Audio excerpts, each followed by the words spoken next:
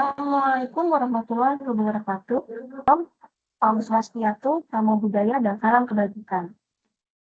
Selamat pagi, salam sejahtera untuk kita semua. Yang terhormat, Kepala BP2DK Wilayah Kalimantan Selatan, Dr. Dr. Hadian Ferdiansyah, lalu para Kepala Balai Ulama Teknis Kementerian PU yang ada di Provinsi Kalimantan Selatan, beserta para Kasatker dan anggota, para Kepala Balai Pelaksana Pemilihan Desa Konstruksi di wilayah di seluruh Indonesia, Pokja Pemilihan, tim peneliti dan tim pelaksana di seluruh wilayah Indonesia, lalu para narasumber, moderator, panitia, serta para peserta acara sesirangan yang berbahagia. Puji syukur senantiasa kita panjatkan kehadirat Allah, Tuhan Yang Maha Esa. Karena atas rahmat dan karunia-Nya pada hari ini Selasa, 16 Desember 2025, kita dapat hadir bersama melalui Teams meeting untuk mengikuti sesi kami. Semangat berbagi solusi dan informasi pengadaan yang ke-14 dengan tema persiapan pelaksanaan tender atau seleksi dini di Kementerian PU. Kami mengucapkan terima kasih kepada Bapak Ibu, para peserta undangan yang berkenan memenuhi acara kami pada hari ini. Bapak Ibu yang kami hormati, untuk mengawali rangkaian acara hari ini, marilah kita bersama-sama menyanyikan lagu kebangsaan Indonesia Raya dan dilanjutkan dengan Mas PU. Mohon para hadirin agar dapat mengambil sikap santun.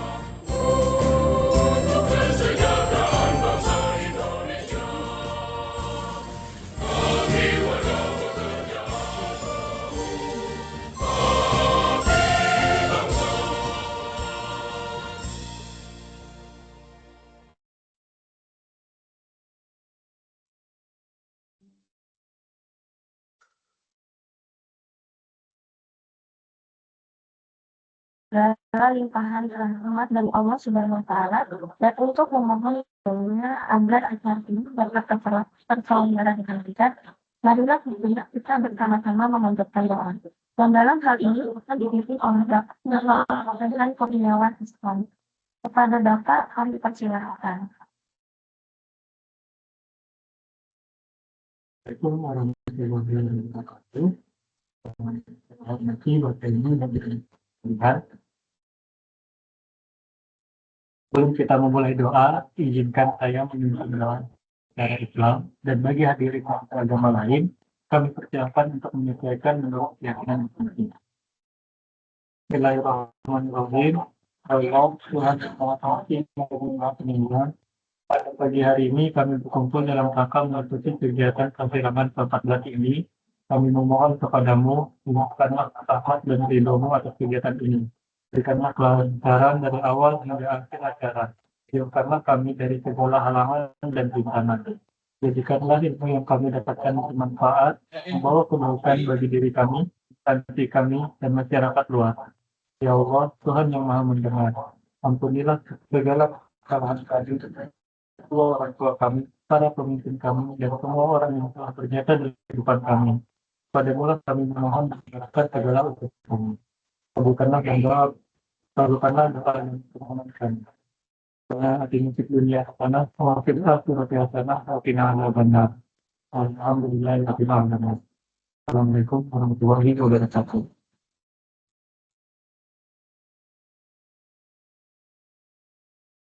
Bapak Ibu yang kami hormati, selanjutnya sambutan yang akan disampaikan oleh Kepala BPD-OJK Wilayah Kalimantan Selatan. Pada Bapak Dr. Hadiah Firmansyah, selaku Kepala BPD-OJK Wilayah Kalimantan Selatan, kami persilakan.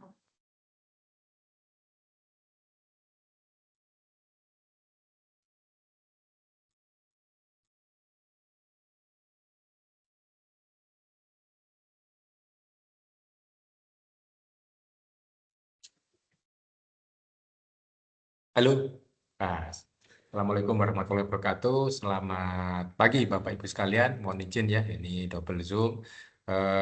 Jadi kesempatan hari ini, alhamdulillah kita mengucapkan puji syukur kepada Allah Subhanahu Wa Taala, Tuhan pencipta alam semesta, bahwasanya kita bisa mengikuti kegiatan sasirangan yang episode 14. Jadi ini Desember ini adalah awal bukan awal ya, sebenarnya sudah mulai dari November sudah bisa, tapi kita sebenarnya sudah mulai untuk tender seleksi dini tahun anggaran 2026.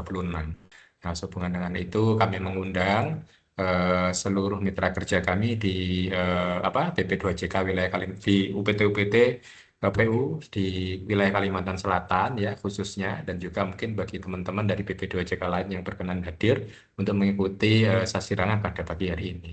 Kiranya tema terkait persiapan tender seleksi dini tahun 2026 ini saya harap bisa menjadi arahan kita ya dalam pelaksanaan tender seleksi dini maupun tender reguler nanti. Dan siapa tahu nanti ada hal baru yang mungkin akan disampaikan oleh pembina kita. Dalam hal ini narasumber yang akan menyampaikan dari Direktorat Pengadaan Jasa Konstruksi. Dan saya berharap Bapak Ibu sekalian yang hadir pada sasirangan pada pagi hari ini untuk mengisi daftar hadir si Bangkoman, sehingga nanti kita bisa kita urus ya untuk sertifikat 4 JP-nya ya dari Bappekom sebagai pemenuhan kewajiban 20 JP untuk setiap ASN per tahun gitu. Kiranya dari saya demikian, saya berharap semua peserta bisa mengikuti dengan dengan khidmat, dan semoga acara sasirangan pada pagi hari ini bermanfaat bagi kita semua. Saya kembalikan kepada pembawa acara. Wabillahi taufiq wal hidayah. Wassalamualaikum warahmatullahi wabarakatuh. Terima kasih.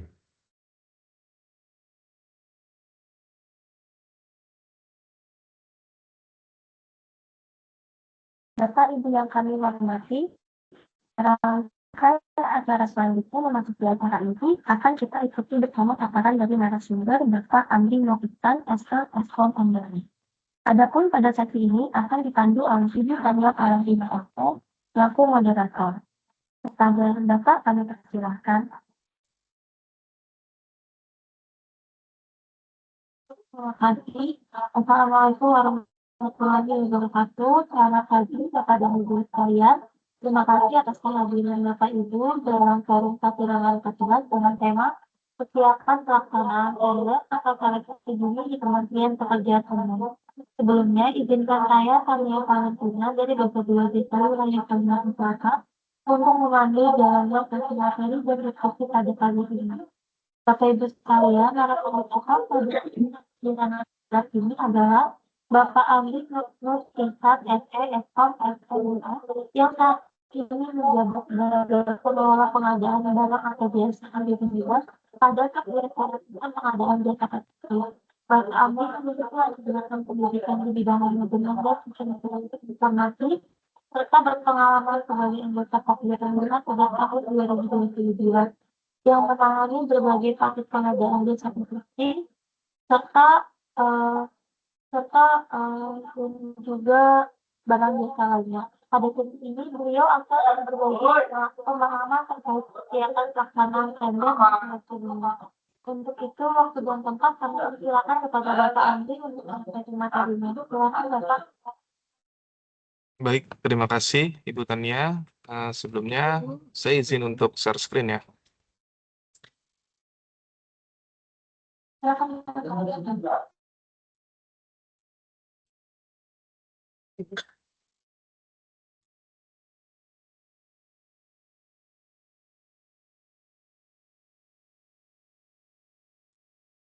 Apa sudah terlihat? Sudah terlihat, Izin Mbak Tania. Bapak. Oke, baik. Terima kasih. Assalamualaikum warahmatullahi wabarakatuh. Salam sejahtera untuk kita semua. Yang saya hormati Pak Deki yang telah memberikan kesempatan kepada saya untuk berbagi paparan mengenai persiapan pelaksanaan tender dan seleksi dini untuk tahun anggaran 2026 di Kementerian Pekerjaan Umum. Pada paparan hari ini, saya akan membahas sebenarnya ada 3 topik utama, Bapak Ibu. Di sini yang pertama adalah kebijakan pengadaan barang dan jasa di lingkungan Kementerian Pekerjaan Umum beserta arahan dari Bapak Menteri ya. Yang kedua adalah penyesuaian kebijakan yang sejalan dengan regulasi yang terbaru dan tentunya alur proses tender serta kendala-kendala umum yang sering terjadi di lapangan ya Bapak Ibu semua.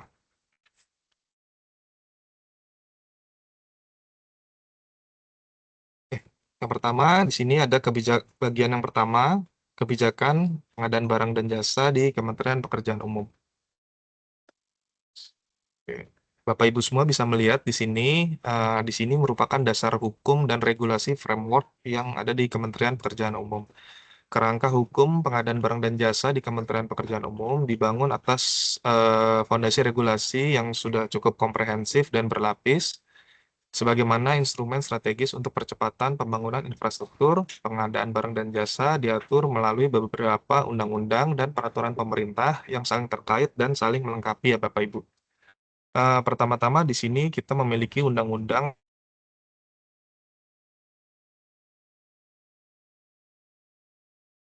tentang penyelenggaraan jasa konstruksi di Indonesia.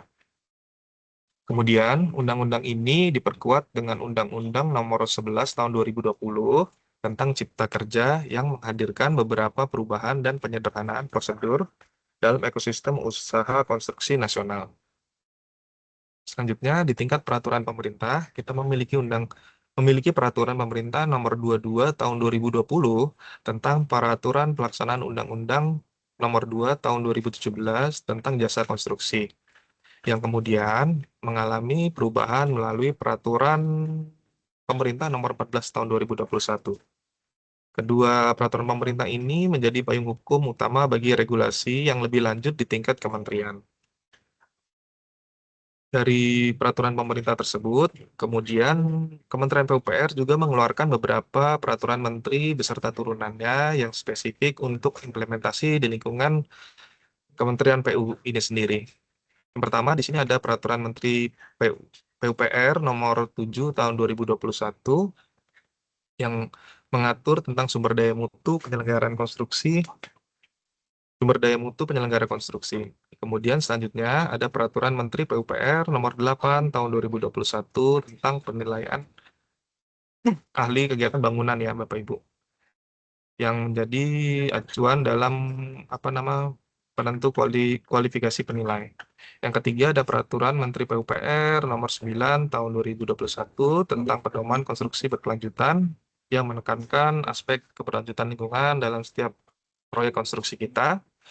Selanjutnya yang keempat ada Peraturan Menteri PUPR Nomor 10 Tahun 2021 tentang pedoman sistem manajemen keselamatan konstruksi dan Peraturan Menteri PUPR Nomor 11 Tahun 2021 tentang Dewan Sengketa.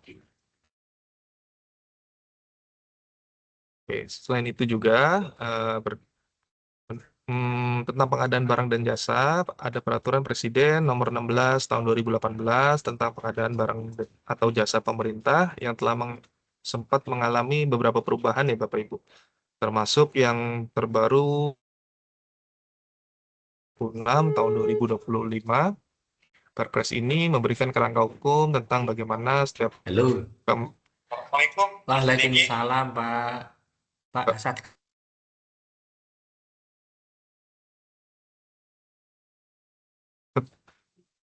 Tentang bagaimana setiap kementerian dan lembaga dalam melaksanakan pengadaannya. Sebagai catatan khusus, terdapat juga Perpres Nomor 108 Tahun 2025 tentang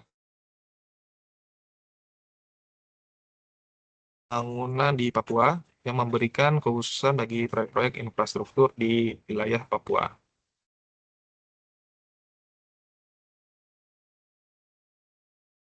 Selanjutnya untuk peraturan-peraturan LKPP yang relevan mencakup peraturan LKPP Nomor 13 Tahun 2018 tentang pengadaan barang dan jasa dalam keadaan darurat, kemudian peraturan LKPP Nomor 2 Tahun 2021 tentang pedoman sayembara dan kontes, peraturan LKPP Nomor 3 Tahun 2021 tentang pedoman swakelola, peraturan LKPP Nomor 4 Tahun 2021 tentang pembinaan pelaku usaha.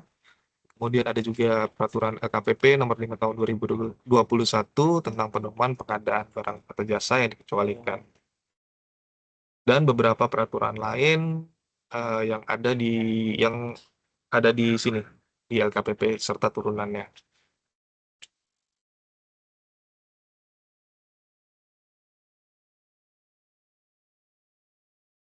Nah, selain peraturan-peraturan maupun dari LKPP maupun peraturan pemerintah serta undang-undang, di sini juga terdapat surat edaran dan pedoman operasional kebijakan PBJ di Kementerian PU ya Bapak Ibu ya. Oke, yang pertama di sini ada Peraturan Menteri Nomor 8 Tahun 2023 tentang pedoman penyusunan perkiraan biaya pekerjaan konstruksi bidang pekerjaan umum. Lalu selanjutnya ada juga Surat Edaran Menteri PUPR Nomor 18 Tahun 2021 yang memberikan pedoman operasional tertib penyelenggaraan persiapan pemilihan untuk pengadaan jasa konstruksi. Kemudian juga ada Surat Edaran Menteri PUPR Nomor 20 Tahun 2021 yang membahas tentang pedoman operasional tertib penyelenggaraan repeat order ya Bapak Ibu ya. Oke, selanjutnya ada Surat Edaran Menteri PUPR Nomor 16 Tahun 2022 yang mengatur tentang susunan tenaga ahli, penyedia jasa konsultansi, pengawasan konstruksi. Kemudian selanjutnya juga ada Surat Edaran Menteri PUPR Nomor 7 Tahun 2024 yang mengatur tentang susunan tenaga ahli, penyedia jasa konsultansi, perancangan ya Bapak Ibu ya.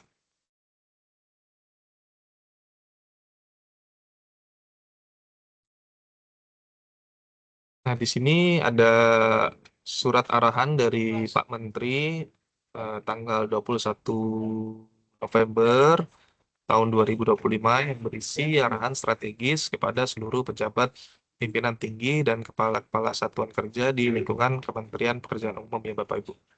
Di sini dapat kita lihat ada 5 poin arahan strategis yang harus kita pahami dan dapat kita implementasikan dengan baik.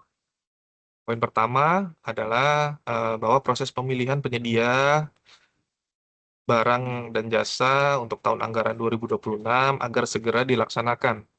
Arahan ini menekankan urgensi atau kedesakan pelaksanaan pengadaan yang mana tanpa mengurangi kualitas prosedur dengan mempercepat pelaksanaan pemilihan. Jadi di sini diharapkan Bapak Ibu dapat segera melaksanakan tender atau seleksi pada tahun anggaran 2026 ya Bapak Ibu ya. Selanjutnya yang poin kedua adalah tentang penyusunan harga perkiraan sendiri atau HPS.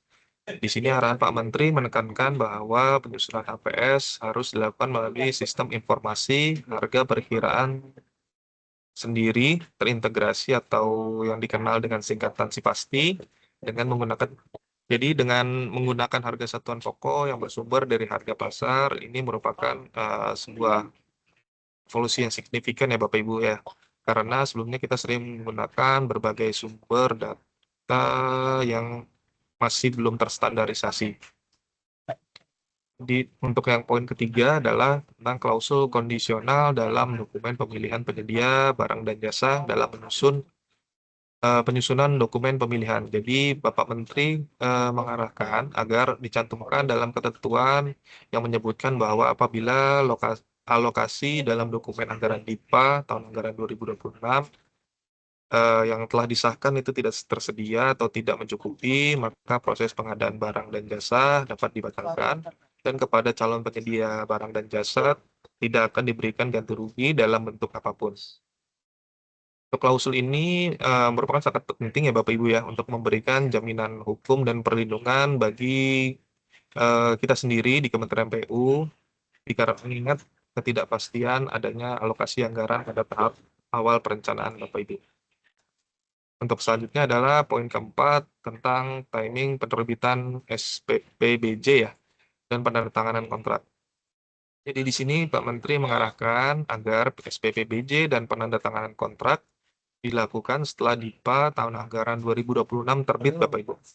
Ini jadi fungsinya adalah untuk memastikan bahwa hanya ketika anggaran sudah definitif dan tercantum dalam DIPA yang sudah disahkan, jadi kita sudah dapat melakukan perikatan hukum dengan penyedia secara penuh ya Bapak Ibu ya. Lalu selanjutnya adalah untuk selanjutnya adalah tentang pengawasan dan monitoring berkelanjutan. Jadi di sini adalah Pak Menteri mengarahkan agar proses pelaksanaan pengadaan barang dan jasa harus terus selalu dipantau dan diawasi sehingga setiap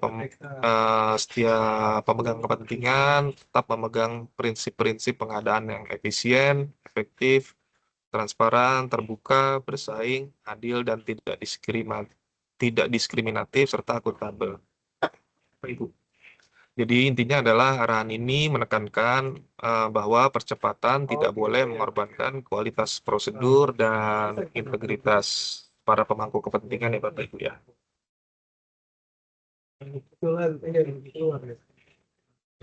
Selanjutnya di sini adalah bagian yang kedua, penyesuaian kebijakan pengadaan barang dan jasa di Kementerian PU sesuai dengan Perpres nomor 46 tahun 2025. Jadi Peraturan Presiden nomor 46 tahun 2025 merupakan perubahan kedua atas Peraturan Presiden nomor 16 tahun 2012 tentang pengadaan barang dan jasa pemerintah. Jadi dalam Perpres nomor 46 tahun 2025 ini ada terjadinya penyesuaian dan modernisasi yang perlu kita pahami dengan baik ya Bapak Ibu ya. Jadi nanti di Perpres nomor 46 tahun 2025 ini merupakan cakupan proses sejak dari identifikasi kebutuhan hingga serah terima hasil pekerjaan Bapak Ibu. Itu dia. Panjang cerita. Selanjutnya di sini merupakan proses pengadaan barang atau jasa pemerintah.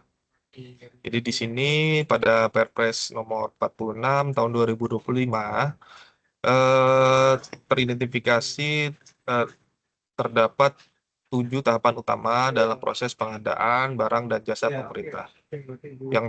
Yang mana pada tahapan pertama adalah perencanaan pengadaan, di mana rancangan anggaran biaya atau RAB disiapkan oleh pengguna anggaran atau pejabat pembuat komitmen, dan dokumen-dokumen yang dihasilkan pada tahapan ini mencakup RAB dan berbagai dokumen perencanaan lainnya. Oke, untuk selanjutnya adalah tahapan kedua adalah persiapan pengadaan, di mana Bapak Ibu PPK menyiapkan berbagai dokumen persiapan termasuk spesifikasi teknis ataupun kerangka acuan kerja, harga persiapan sendiri, maupun rancangan kontrak. Untuk pekerjaan konstruksi, PPK juga diminta untuk menyiapkan DED atau yang kita kenal dengan detail engineering design ya Bapak Ibu. Selanjutnya, tahap ketiga adalah persiapan pemilihan, di mana panitia pemilihan atau yang kita kenal dengan Pokja melakukan review terhadap dokumen persiapan pengadaan. Selanjutnya juga menetapkan metode pemilihan serta kualifikasinya. Di sini juga Pokja bertugas untuk melakukan penyusunan dokumen pemilihan yang akan digunakan dalam proses tender ataupun seleksi. Selanjutnya, tahapan keempat adalah proses pemilihan, di mana penyedia mengajukan penawaran melalui SPSE, yang mana selanjutnya Pokja pemilihan melakukan evaluasi yang secara transparan, dan pemenangnya ditetapkan berdasarkan kriteria yang telah ditetapkan oleh Pokja sebelumnya pada tahapan persiapan. Dan pada tahapan ini untuk hasil akhirnya itu adalah berita acara hasil pemilihan Bapak Ibu ya. Untuk selanjutnya, tahapan kelima adalah persiapan dan penandatanganan kontrak, di mana pemenang pemilihan telah diumumkan, lalu apabila diperlukan lebih lanjut, dilakukan klarifikasi, dan apabila semuanya sudah siap, maka dibuatkan surat penunjukan penyedia barang atau jasa atau SPPBJ. Yang mana kemudian adalah penandatanganan kontrak. Untuk yang keenam, pelaksanaan pekerjaan, di mana penyedia mulai melaksanakan pekerjaan sesuai dengan kontrak yang telah ditandatangani ya Bapak Ibu ya. Untuk yang 7 adalah serah terima pekerjaan, di mana pihak-pihak penyedia yang telah dilakukan pengecekan dan apabila sudah disetujui akan membuat berita acara serah terima hasil pekerjaan yang telah dilaksanakan ya Bapak Ibu.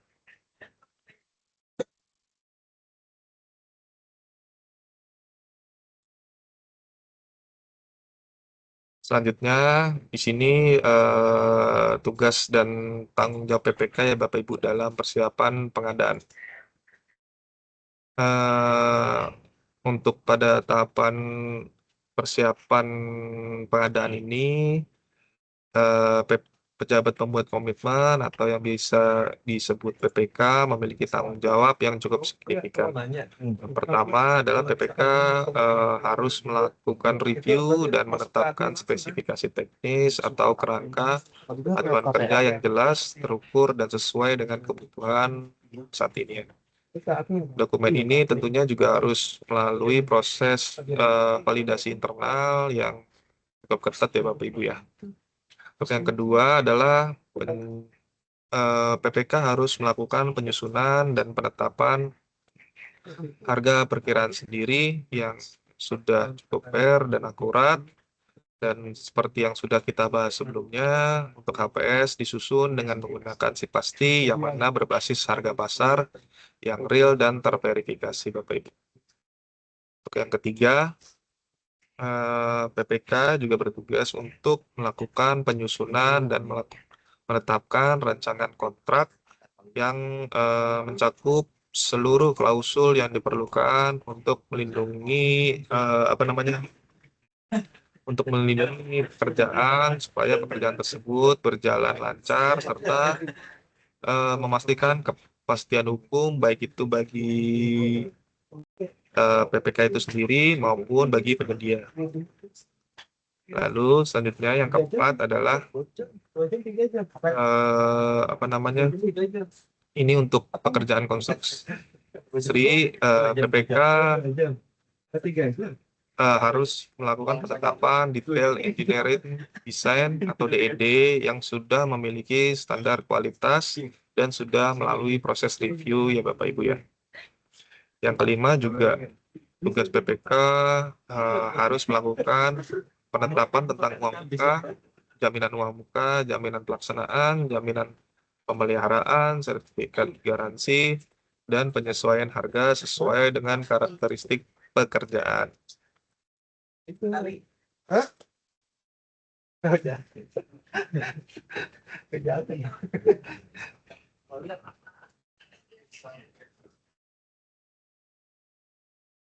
Oke, untuk selanjutnya di sini pada tahapan persiapan pengadaan masih dalam penyusunan HPS. Jadi saat ini basis HPS adalah hasil perkiraan biaya atau rencana anggaran biaya yang telah disusun pada tahapan perencanaan pengadaan. Namun di sini kan HPS ini merupakan representasi estimasi yang berbasis data pasar yang akurat. Tujuan untuk penyusunan dan penetapan HPS di sini ada 3 pokok poin utama ya Bapak Ibu ya. Yang pertama di sini adalah untuk menilai kewajaran penawaran yang masuk dari rekan para penyedia. Yang kedua untuk menetapkan batas tertinggi penawaran barang, pekerjaan konstruksi atau jasa lainnya. Yang ketiga adalah untuk menentukan besaran jaminan penawaran, jaminan pelaksanaan, serta jaminan sanggup banding. Lalu juga dapat digunakan untuk batasan persyaratan personil manajerial dan peralatan untuk pekerjaan konstruksi. Lalu juga untuk penentu penerbit jaminan ya Bapak Ibu ya. Selanjutnya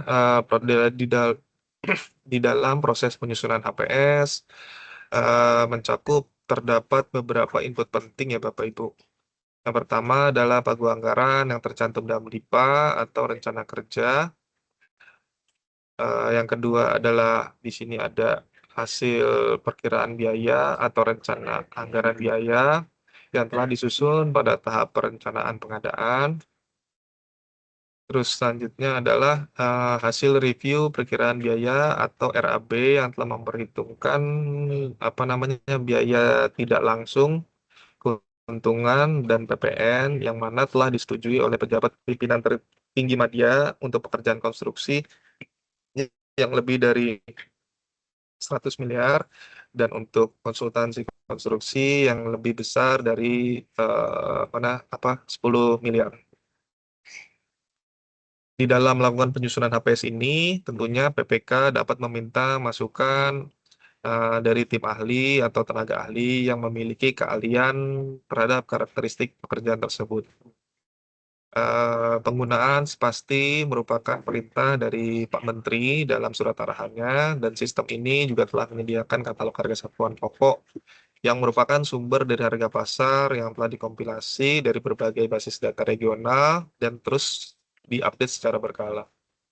Untuk acuan regulasi ini adalah surat Pak Menteri PUPR nomor PA 0106/MN/233 yang pada tanggal 4 April 2024.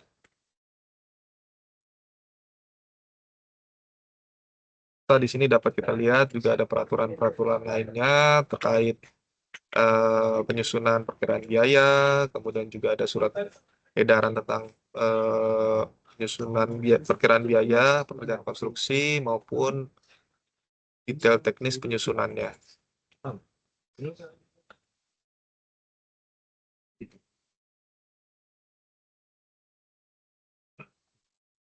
Di sini selanjutnya penyedia barang atau jasa pada tender atau seleksi. Di sini yang pertama adalah review dokumen persiapan pengadaan, dilakukan review terhadap dokumen-dokumen pada tahapan persiapan pengadaan. Yang kedua adalah melakukan penetapan metode pemilihan penyedia, serta kualifikasinya apa. Yang ketiga adalah penetapan metode evaluasi penawaran. Yang keempat adalah penetapan metode penyampaian dokumen penawaran. Yang kelima, penyusunan dan menetapkan jadwal pemilihan. Selanjutnya, penetapan persyaratan penyedia. Dan yang terakhir adalah penetapan jaminan penawaran dan jaminan langganan.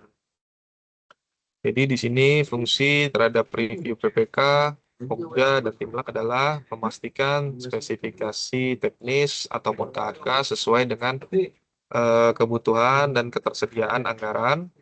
Lalu yang kedua, PPK dan Pokja pemilihan. Jadi adanya kolaborasi, jadi sepemahaman terkait paket yang akan ditenderkan, lalu syarat dan kualifikasi apa yang dimasukkan di dalam dokumen. Selanjutnya adalah kelengkapan dokumen persiapan, apakah sudah memenuhi untuk ditenderkan. Kemudian yang keempat ada memastikan persyaratan yang akan ditetapkan dalam dokumen pemilihan. Yang kelima, memastikan ketentuan persyaratan tambahan teknis dan persyaratan kualifikasi. Yang keenam adalah perkiraan waktu untuk pengumuman tender ya Bapak Ibu. Sampai tiga juga.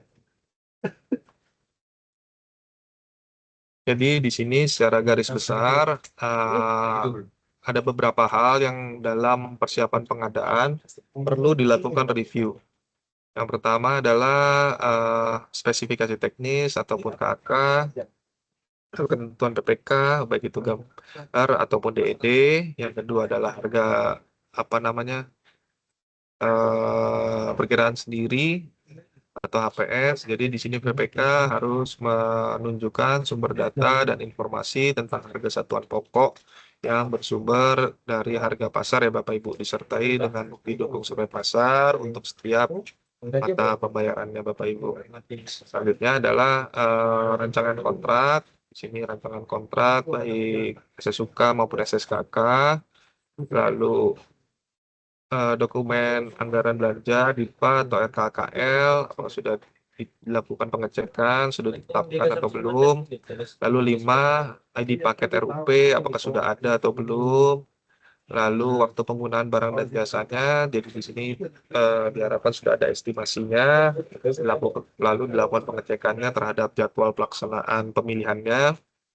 Lalu nomor 7 adalah analisis pasar. Yang ke-8 adalah uraian pekerjaan, identifikasi bahaya, dan penetapan risiko keselamatan yang Bapak Ibu.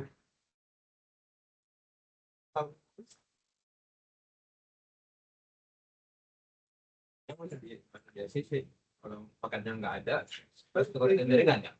Gimana? Paketnya nggak ada. Nah, jadi di sini ada arahan dari Bapak Direktur Jenderal Bina Konstruksi pada tahun 2024. Di sini terdapat arahan utama ya Bapak Ibu ya.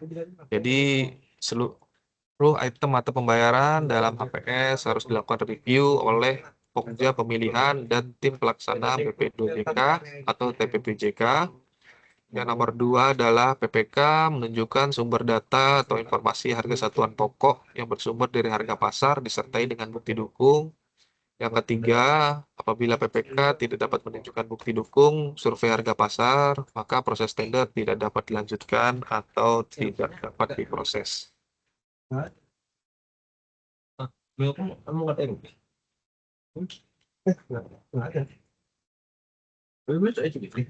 Selanjutnya, di sini merupakan arahan Direktur Pengadaan Jasa Konstruksi yang berkaitan tentang pemanfaatan si pasti ya Bapak Ibu dalam pemilihan penyedia jasa. Di sini penayangan paket pemilihan dilakukan setelah PPK melakukan menetapkan HPS. Yang poin kedua adalah HPS agar setelah selesai diinput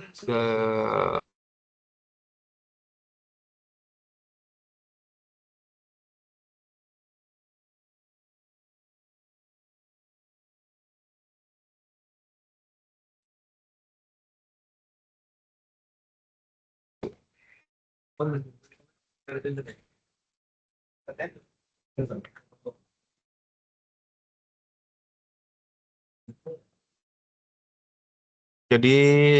selanjutnya di sini pada Perpres nomor 46 tahun 2025 telah diidentifikasi berbagai metode pemilihan penyedia dan pemilihan metode bergantung kepada jenis dan nilai paket pengadaan. Jadi di sini ada untuk pengadaan barang, pekerjaan konstruksi serta jasa lainnya. Dan jadi terdapat beberapa opsi metode. Jadi yang pertama di sini ada e-purchasing, merupakan metode untuk barang atau jasa yang sudah tercantum dalam katalog elektronik. Jadi penggunaan metode ini sangat efisien karena proses lebih cepat dengan sistem yang sudah terdigitalisasi ya Bapak Ibu ya. Lalu selanjutnya ada pengadaan langsung dengan nilai sampai dengan 200 juta. Ini digunakan untuk jasa lainnya. Lalu di sini untuk Perpres nomor 46 tahun 2025 ini untuk 400 juta sebagaimana untuk pekerjaan konstruksi. Jadi metode ini bisa digunakan ya Bapak Ibu ya dalam pengadaan langsung Bapak Ibu. Selanjutnya adalah penunjukan langsung di sini. Di sini dalam penunjukan langsung digunakan dalam keadaan-keadaan tertentu ya Bapak Ibu seperti pelaksanaan program prioritas pemerintah, bantuan presiden, penyelenggaraan kegiatan mendadak yang dihadiri oleh presiden maupun wakil presiden, pekerjaan yang bersifat rahasia, terus kesatuan konstruksi dan tanggung jawab dan satu tanggung jawab. Kemudian hanya ada kasus di mana hanya ada satu pelaku usaha yang mampu.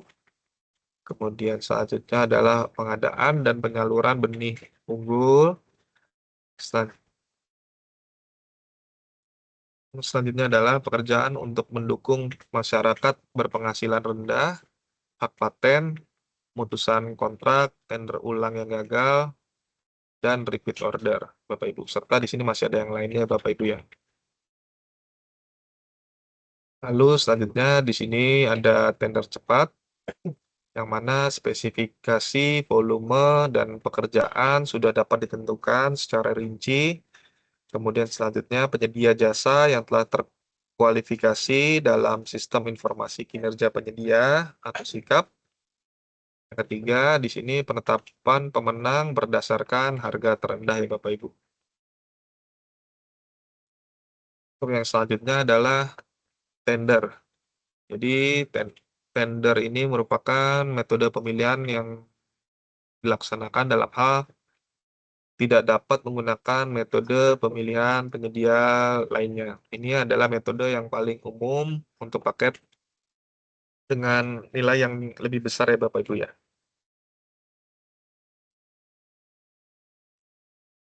Lalu selanjutnya adalah untuk jasa konsultansi. Untuk jasa konsultansi di sini ada e-purchasing dilaksanakan untuk yang sudah tercantum dalam katalog elektronik ya Bapak Ibu ya. Lalu ada pengadaan langsung dengan nilai sampai dengan 100 juta. Kemudian selanjutnya ada penunjukan langsung. Tentunya untuk penunjukan langsung ini dilakukan terhadap keadaan-keadaan tertentu. Yang pertama adalah pelaksanaan program prioritas pemerintah, bantuan pemerintah, dan atau bantuan presiden. Kemudian selanjutnya adalah satu pelaku usaha yang mampu. Selain itu ada pemegang hak cipta. Selanjutnya konsultan hukum yang segera dan tidak bisa ditunda. Kemudian ada satu kesatuan sistem konstruksi, repeat order, seleksi ulang yang telah gagal, pemutusan kontrak, ada juga yang bersifat rahasia sesuai dengan peraturan undang-undang, dan ada juga terkait keadaan Dewan Sengketa Konstruksi ya Bapak Ibu. Lalu selanjutnya adalah metodenya seleksi Bapak Ibu. Digunakan untuk jasa konsultansi bernilai paling sedikit di atas 100 juta rupiah. Oke,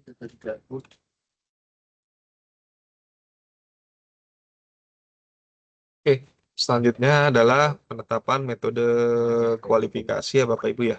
Jadi di sini ada apa namanya, pasca kualifikasi dan prakualifikasi. Jadi yang pertama adalah pasca kualifikasi.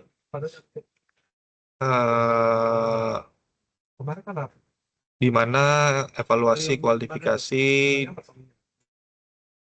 apa namanya, untuk pasca kualifikasi merupakan pekerjaan konstruksi yang tidak kompleks, JKK, lalu untuk JKK perorangan, dan digunakan juga untuk penunjukan langsung.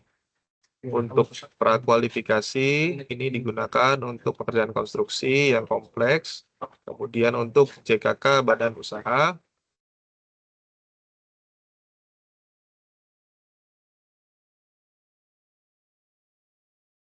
Yang pertama adalah yang memiliki resiko tinggi, yang memerlukan teknologi tinggi, menggunakan peralatan yang didesain khusus, lalu sulit mendefinisikan secara teknis, bagaimana cara memenuhi kebutuhan dan tujuan pengadaan barang dan jasa. Selanjutnya adalah memiliki ketidakpastian atau unforeseen condition yang tinggi untuk pekerjaan terintegrasi atau design and build ya Bapak Ibu.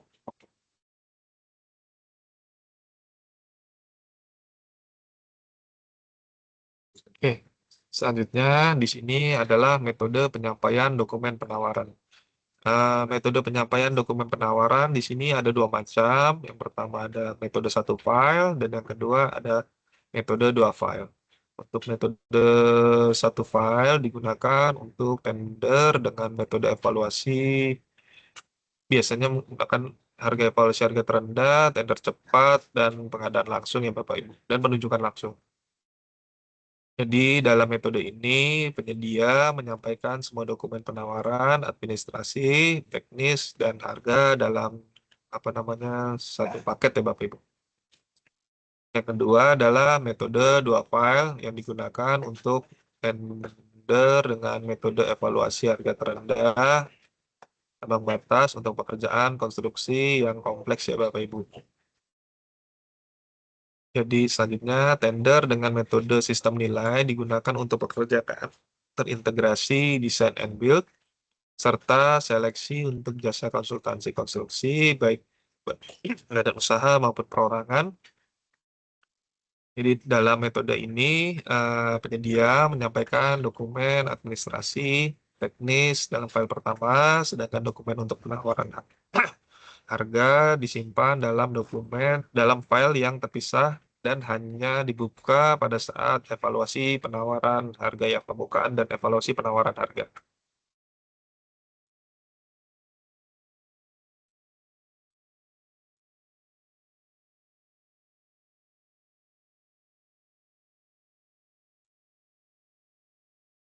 Nah, selanjutnya di sini penetapan metode evaluasi penawaran ya Bapak Ibu.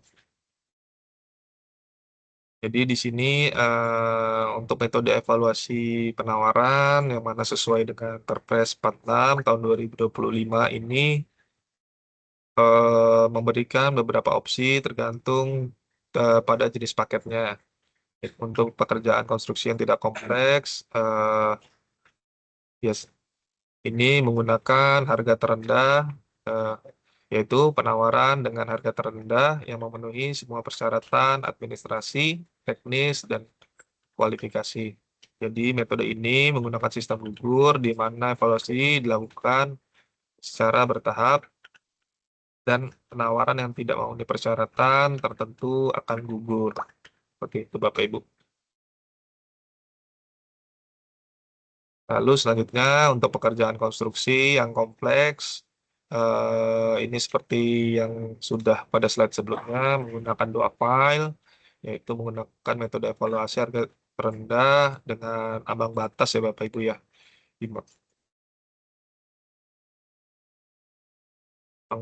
Harga terendah ambang batas. Lalu selanjutnya adalah jasa konsultansi konstruksi. Di sini dilakukan penetapan metode evaluasi penawaran. Di sini ada kualitas, kualitas dan biaya, pagu anggaran, maupun biaya terendah ya Bapak Ibu ya.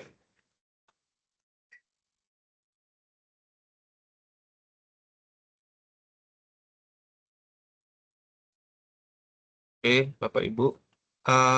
Di sini ada di dalam melakukan penyusunan dokumen pemilihan sudah terdapat arahan-arahan dari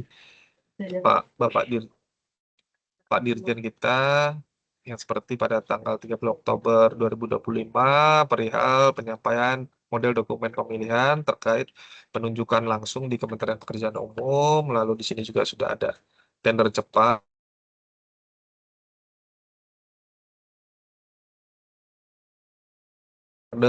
mengacu pada surat edaran Menteri PU nomor 14 tentang pedoman penunjukan langsung permintaan berulang atau repeat order dalam pengadaan jasa konsultansi di Kementerian Pekerjaan Umum dan Perumahan Rakyat. Lalu juga ada surat tertanggal 26 Agustus tahun 2025 tentang penyesuaian pemberdayaan pelaku usaha Papua. Terus selanjutnya ada di surat tanggal 14 Januari tahun 2025 tentang tindak lanjut penerapan sistem manajemen aman dan sistem informasi material dan peralatan. Lalu juga ada yang terakhir di sini dari surat Pak Dir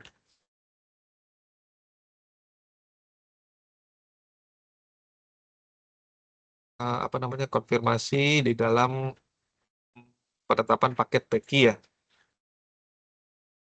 Jadi di sini dijelaskan untuk paket yang belum dilakukan penayangan, maka Kepala BPDOJK dan Ketua BPDOJK segera melakukan konfirmasi secara tertulis terkait metode kualifikasi.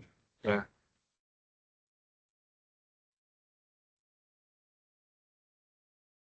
Oke, selanjutnya di sini adanya modernisasi di dalam pengadaan barang atau jasa dilakukan melalui pendigitalisasian ya Bapak Ibu terhadap proses pengadaan dengan membangun beberapa sistem aplikasi yang sudah dilakukan secara terintegrasi.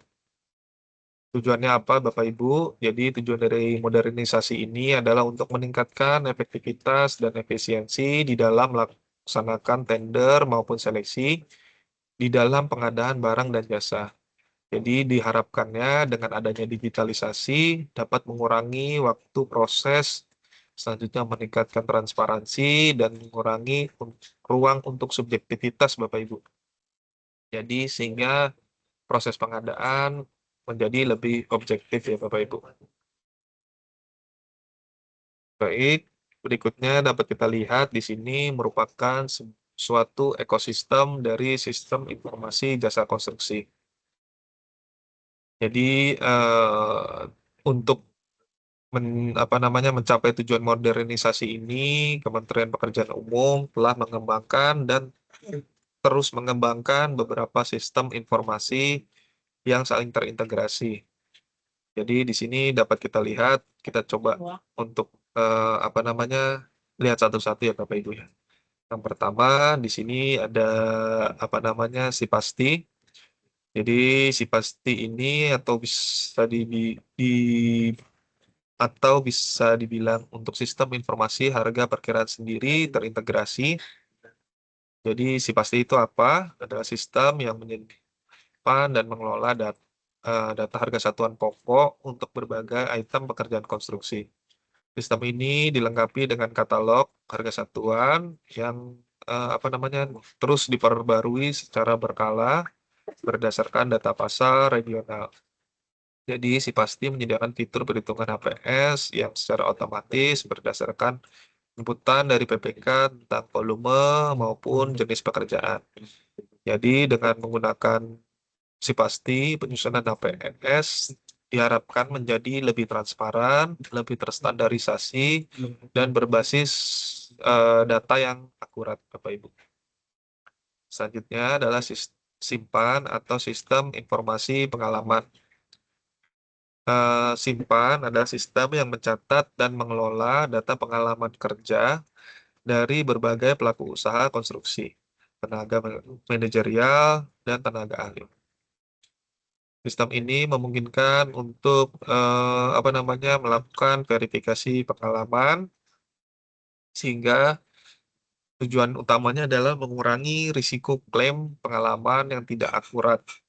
Jadi, eh, Simpan diharapkan terintegrasi dengan sistem evaluasi dalam proses pemilihan penyedia, sehingga eh, diharapkannya pekerja pemilihan dapat lebih mudah untuk memverifikasi pengalaman yang telah ditawarkan oleh penyedia atau peserta tender, Bapak Ibu.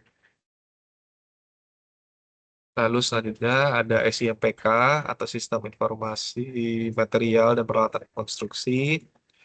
Jadi SIMPK adalah sistem yang mengelola tentang material dan peralatan konstruksi yang tersedia di pasar. Tujuannya apa? Yaitu sistem ini membantu perencanaan dan eh, membantu dalam perencanaan kebutuhan material dan peralatan, serta memfasilitasi komunikasi antara proyek-proyek konstruksi dengan supply and demand antara produsen dan supplier. Jadi harapannya adalah dengan adanya SCMPK, kita dapat memiliki visibility yang baik tentang ketersediaan material dan peralatan ya Bapak Ibu ya. Lalu untuk selanjutnya adalah SIPPJ, yaitu Sistem Informasi Pengadaan Barang atau Jasa. Jadi SIPPJ adalah sistem yang mencatat semua data tentang dari usulan paket, dari perencanaan hingga pelaksanaan pemilihan ya Bapak Ibu ya. Sehingga semuanya diharapkan dapat terdata dan terdokumentasi dengan baik di SIPPJ, yang diharapkannya suatu saat data tersebut dapat digunakan kepada para pemangku kepentingan di dalam melakukan pengambilan keputusan ya Bapak Ibu ya. Selanjutnya di sini ada Sikompak, yaitu Sistem Informasi Kontrak dan Manajemen Pengendalian Pelaksanaan Kontrak. Jadi Sikompak ini merupakan suatu sistem yang mengelola data tentang pembuatan kontrak dan monitoring atau pengendalian pelaksanaan kontrak. Dalam Sikompak, kita dapat melakukan pencatatan detail kontrak termasuk pihak-pihak yang terlibat. Jadi di sini ada nilai kontrak, jadwal pelaksanaan, dan milestone-milestone penting. Diharapkannya juga sistem ini membantu di dalam melakukan tracking ya, maupun ada historisnya ya Bapak Ibu ya, terkait progres pelaksanaan pekerjaan dan memastikan bahwa pekerjaan berjalan sesuai dengan rencana Bapak Ibu. Nah, di dalam Sikompak ini juga diharapkan PPK dan penyedia jasa juga saling berkolaborasi ya Bapak Ibu ya, dikarenakan untuk data-data sejak tahun 2023 ke atas, untuk pengalaman baik itu badan usaha maupun tenaga ahli, itu ditariknya dari Sikompak Bapak Ibu. Jadi untuk tenaga ahli itu pengalaman-pengalaman yang ada di Kementerian PU itu hanya dapat diambil dari Sikompak maupun pengalaman badan usaha Bapak Ibu. Jadi diharapkan semua tercatat di Sikompak ya Bapak Ibu ya, sehingga para penyedia maupun tenaga ahli tidak merasa dirugikan dikarenakan mereka sudah bekerja, namun pengalamannya tidak tercatat dan tidak diakui ya Bapak Ibu ya. Seperti itu Bapak Ibu. Nah, semua ini berada dalam satu ekosistem ya Bapak Ibu ya, yaitu sistem informasi jasa konstruksi terintegrasi.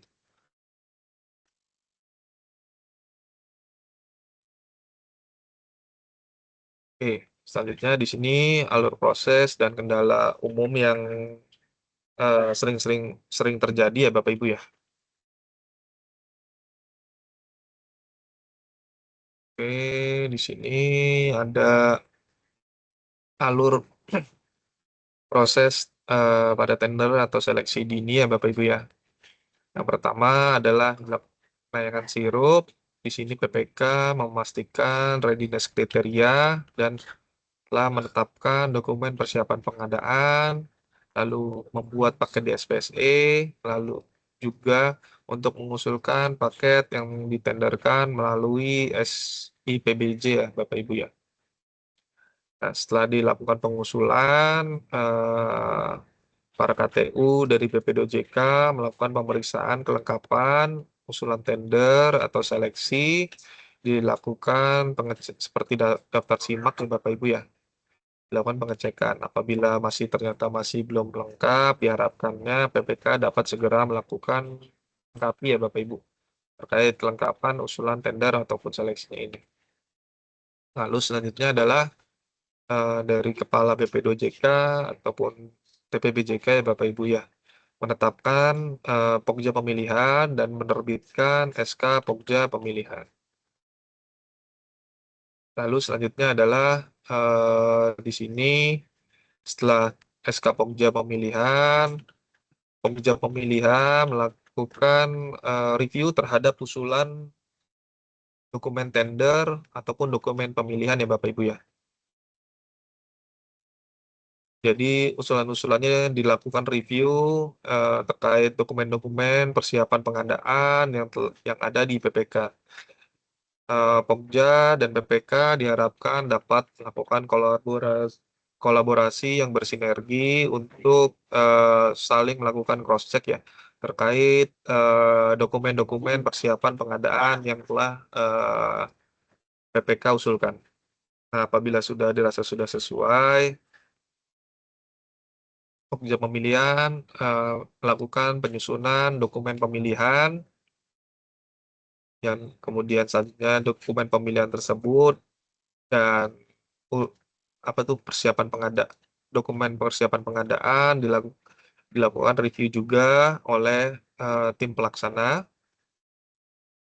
Selanjutnya apabila dirasa semua telah sesuai, dapat melakukan penginputan persyaratan melaksanakan pemilihan di SPSE dengan persyaratan-persyaratan kualifikasi yang telah ditentukan sebelumnya dalam rapat persiapan. Dalam tahapan pelaksanaan pemilihan ini tentunya terdapat berbagai macam tahapan di dalam pelaksanaan tender atau seleksi ya Bapak Ibu. Seperti pemasukan penawaran, evaluasi, dan penetapan pemenang. Nah, setelah selanjutnya tugasnya dari tim lead ini melakukan pendampingan ataupun penelitian dari hasil pemilihan Bapak Ibu. Setelah pelaksanaan pemilihan ini sudah selesai dan telah dilakukan penetapan pemenang, Pokja pemilihan diharapkan dapat melakukan penginputan data personel manajerial atau tenaga ahli atau peralatan pada SIPBJ. Dan selanjutnya PPK menginput data kontrak pada SPSE ya Bapak Ibu ya. Terkait penginputan data personel manajerial maupun tenaga ahli, peralatan pada SIPBJ, juga penginputan pemenang diharapkan segera dapat dilakukan ya Bapak Ibu ya.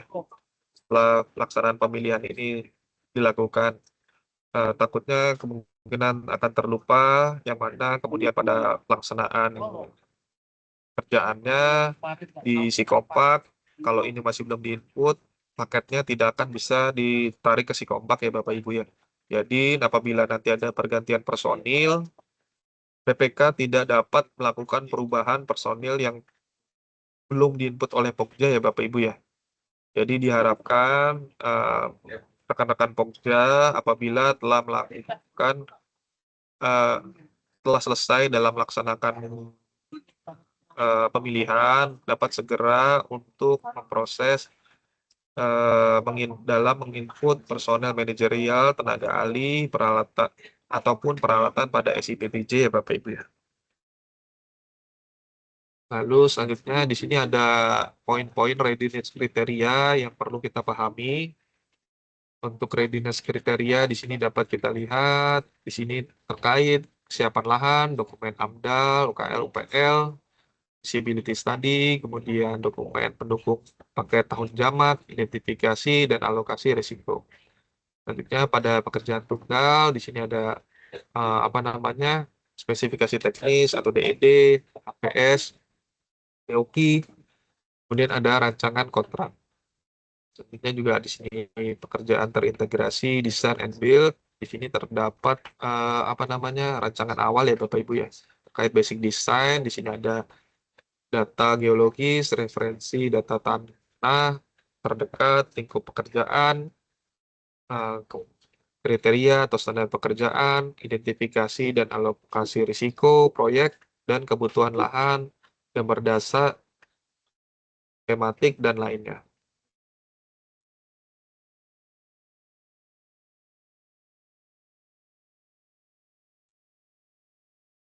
Oke, Bapak Ibu, selanjutnya di sini adalah kendala-kendala umum yang apa namanya sering dihadapi ya Bapak Ibu ya. Jadi tentunya di dalam praktik pengadaan barang dan jasa, proses tender dan seleksi seringkali menghadapi kendala-kendala yang dapat menghambat kelancaran dan ketepatan waktu pelaksanaan. Jadi dari ini semua kita coba untuk pilah-pilah dan terdapat diidentifikasi jadi 3 kategori kendala utama ya Bapak Ibu ya. Di sini untuk kategori kesalahan evaluasi ya Bapak Ibu. Jadi kesalahan dalam proses evaluasi penawaran ataupun kesalahan evaluasi jadi itu bisa disebabkan dikarenakan adanya pemahaman yang kurang tepat tentang persyaratan teknis, perhitungan nilai kualifikasi yang masih belum baik, atau keputusan apa namanya di dalam melakukan penilaian yang tidak konsisten dengan metode evaluasi yang telah ditetapkan. Itu merupakan salah satu dari poin-poin dari kesalahan evaluasi. Nah, kesalahan evaluasi ini sering menjadi alasan utama bagi pihak-pihak yang lain untuk mengajukan sanggahan ya Bapak Ibu ya. Oke, yang kedua di sini ada kesalahan prosedur. Kesalahan prosedur. Jadi di sini ada kesalahan prosedur dalam pelaksanaan pemilihan. Jadi dalam kesalahan prosedur ini dapat mencakup seperti review dokumen yang tidak cukup dalam, kemudian penetapan panitia yang cukup terlambat dengan alasan yang tidak dapat diterima, lalu evaluasi penawaran yang tidak objektif, atau penyimpangan dokumen. Nah, kesalahan prosedur ini dapat juga ya Bapak Ibu ya mengakibatkan keberatan dari pihak-pihak lain yang kemudian juga dapat berlanjut ke sanggahan ya Bapak Ibu ya. Oke, yang selanjutnya adalah kesalahan dokumen. Dan di sini juga cukup sering ya Bapak Ibu ya, yaitu kesalahan atau kekurangan dalam dokumen pemilihan ya. Jadi kesalahan dokumen ini dapat berupa seperti spesifikasinya tidak sesuai dengan kerangka acuan kerja ataupun spesifikasi teknis, ataupun dalam melaksanakan di dalam dokumen pemilihan juga masih ada persyaratan-persyaratan yang ambigu. Selanjutnya juga ada HPS yang tidak akurat, ataupun perhitungan BOQ yang masih tidak akurat juga. Ini jadi ataupun masih ada ketentuan-ketentuan yang belum sesuai dengan regulasi yang terbaru ya Bapak Ibu ya. Jadi kesalahan dokumen ini dapat menyebabkan berbagai masalah di tahapan selanjutnya seperti penawaran yang tidak responsif, ataupun yang paling yang paling terburuknya adalah ada sanggahan ya Bapak Ibu ya.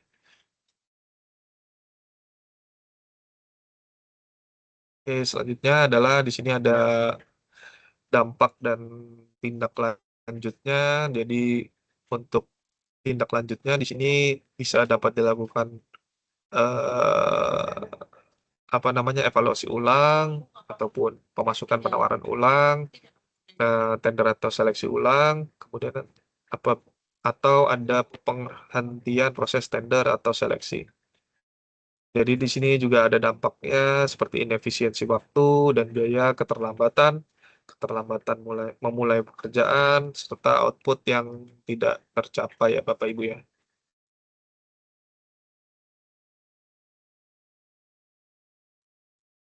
Oke, terima kasih Bapak Ibu semua. Di sini eh, telah saya paparkan untuk gambaran umum tentang pelaksanaan tender atau seleksi dini. Paparan ini diharapkan dapat membantu Bapak Ibu semua di dalam pelaksanaan tender atau seleksi dini. Oke, terima kasih. Saya kembalikan ke moderator.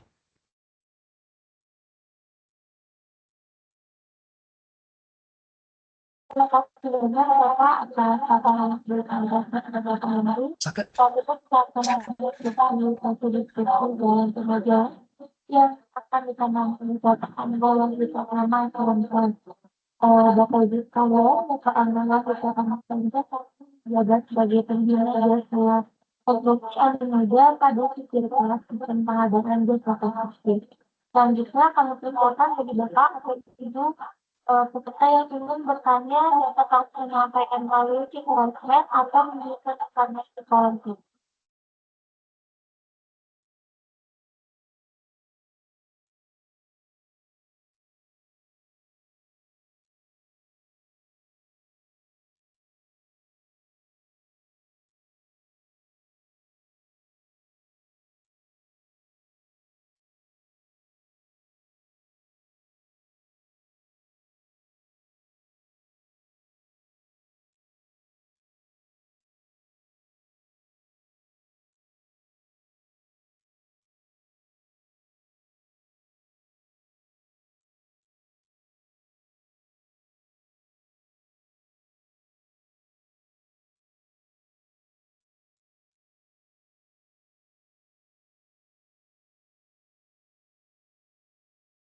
Bagi Bapak Ibu silakan menyampaikan atau bahkan dituliskan di kolom chat.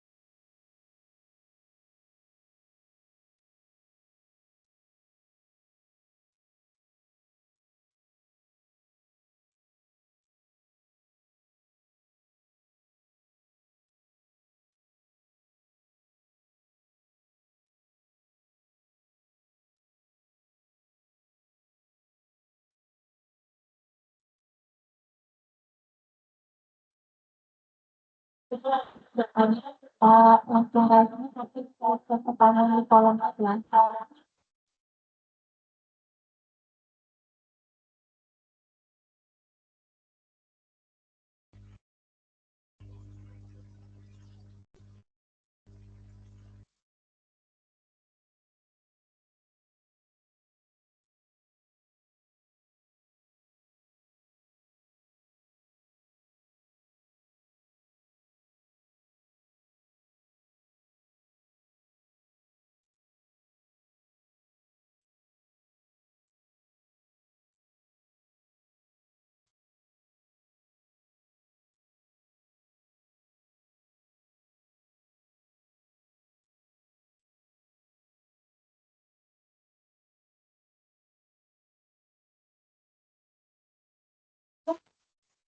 Silakan Bapak Ibu yang ingin bertanya di kolom chat atau mengajukan pertanyaan di kolom chat.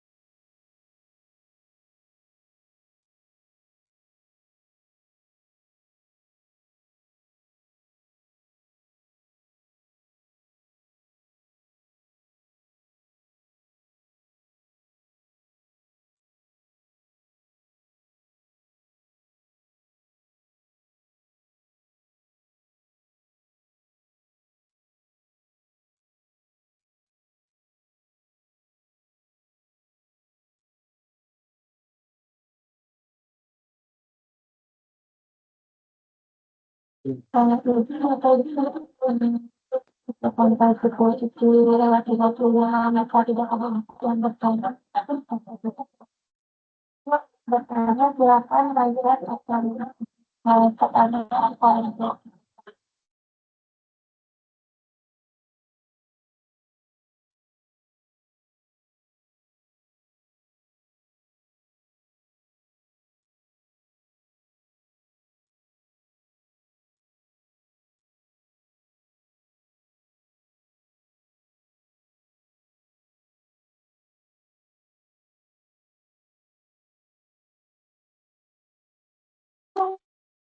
Ini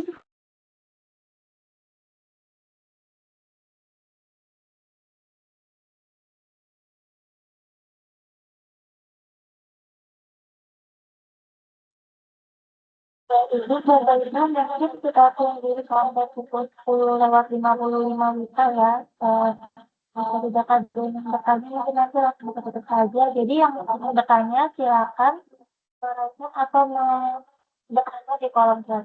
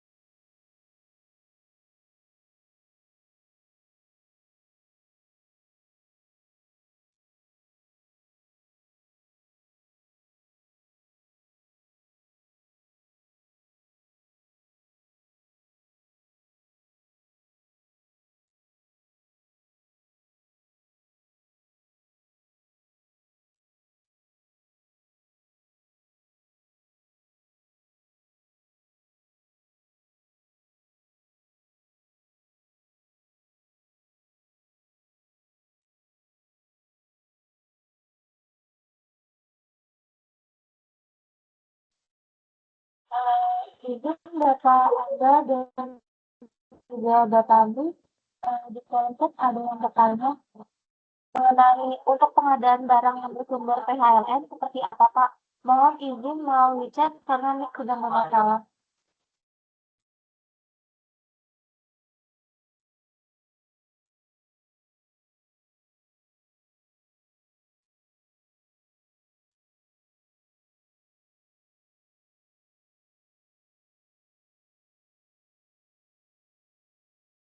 Dari Pak Andi atau Bapaknya bisa menjawab pertanyaan dari Bapak Muhammad Allah.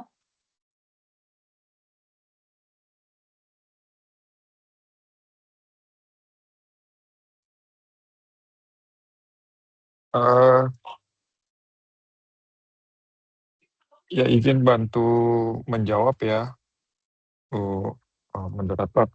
Jadi untuk PHLN ini sebenarnya bukan termasuk hal yang diatur dalam surat Menteri terkait tender seleksi dini tahun 2026. Jadi pelaksanaannya selama sudah ada mungkin 0 dokumen dari lender, 0 unsur pelaksanaan pengumumannya, itu dapat dilaksanakan kapan saja gitu, tidak terikat waktunya begitu. Kalau tender seleksi dini ini kan sebenarnya untuk paket-paket APBN yang dananya itu belum DIPA-nya itu belum disahkan, tetapi sudah mulai dilaksanakan pelaksanaan pemilihannya itu di tahun 2025. Mungkin itu bedanya.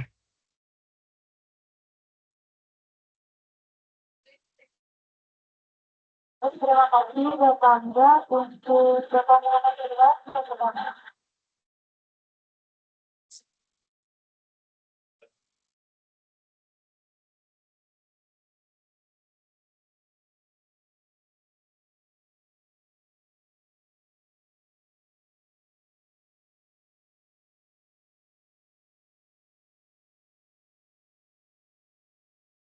Baik, terima kasih kembali Bapak Muhammad Irwan. Selanjutnya apakah masih ada yang ingin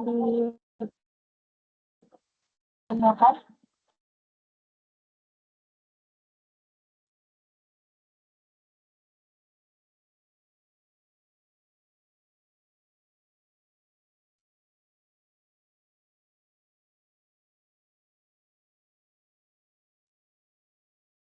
Baik, sebelumnya sudah kita kajian bertanya dua, kalau begitu mungkin saya tutup saja.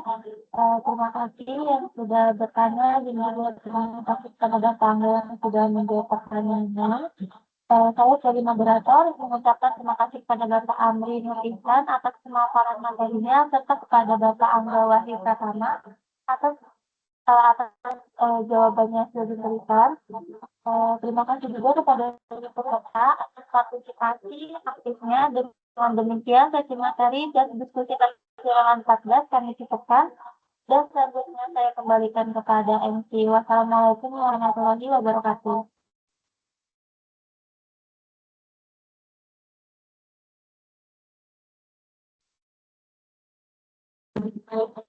Baik, terima kasih dari Bapak Indra sebagai moderator.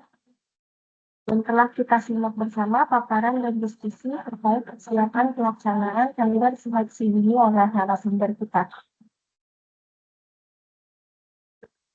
Kami mengucapkan terima kasih banyak kepada para narasumber, moderator, serta seluruh peserta sesi tangan yang ke-14. Semoga hasil diskusi pada hari ini dapat menambah pemahaman kita. Selanjutnya, kita akan melaksanakan sesi foto bersama yang akan dibantu oleh operator. Bagi Bapak Ibu, mohon berkenan untuk mengaktifkan kameranya. Baik, Bapak Ibu izin, ada suaraku. Izin untuk mengaktifkan kameranya, kita akan melaksanakan sesi foto bersama. Silahkan. Untuk yang belum mengaktifkan kameranya bisa diaktifkan sebentar. Kita akan melaksanakan sesi foto bersama dari 1 sampai 5. Baik. Kita mulai. Tuh.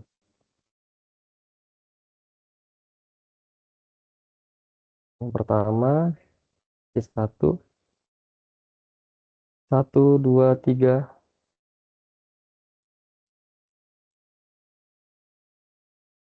Sesi 2. 1, 2, 3.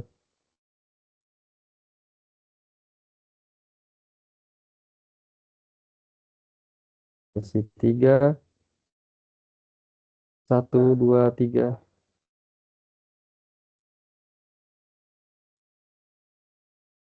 Sesi 4. 1, 2, 3. Dan sesi terakhir. 1, 2, 3. Ya, selesai.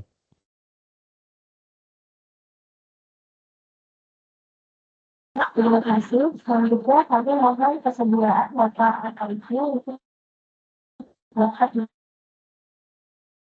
menjalankan kewajiban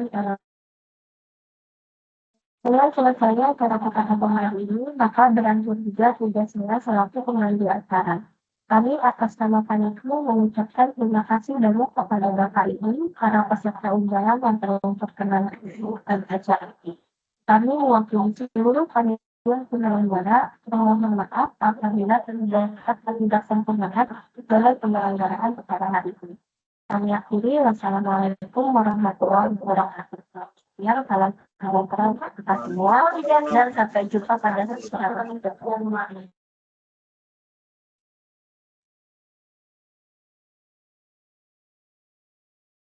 Terima kasih Bapak Adi, Bapak Ada.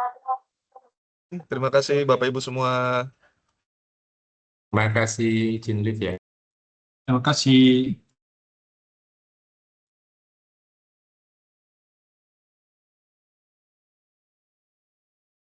Untuk materinya, saya akan menghapus ya, terima kasih.